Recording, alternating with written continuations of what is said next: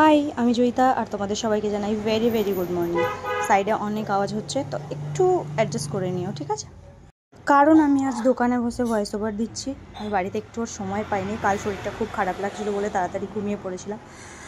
তো যাই হোক, প্রথমেই সকালবেলা উঠে যে সমস্ত কাজগুলো আমি করি সেটাই করে নিচ্ছিলাম। তার মধ্যে একটা অবতার আমার মুখে উঠে মানে উধাও হয়েছে কোথা থেকে জানি না। তারপরে আমি আমার ফেভারিট ঘড়ি পরে বেরিয়ে যাই দোকানের জন্য। দোকানে গিয়ে সেখানে সাডেন আমাদের প্ল্যান হয় যে আমরা আজ মুভি দেখতে যাব তেরে ইশক মে। তো আমরা সেটার জন্য আমার বান্ধবীর বাড়ি চলে যাই, আমি আর আমার একটা বন্ধু।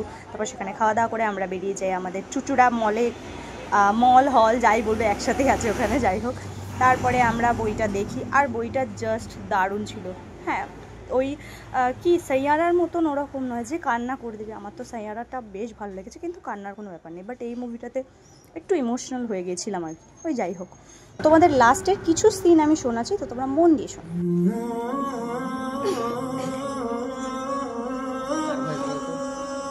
এরকম বলার কারণ হলো তোমরা না হলে ভিডিওটা দেখবে না, তাই বললাম। তো আজ এটুকুই, টাটা।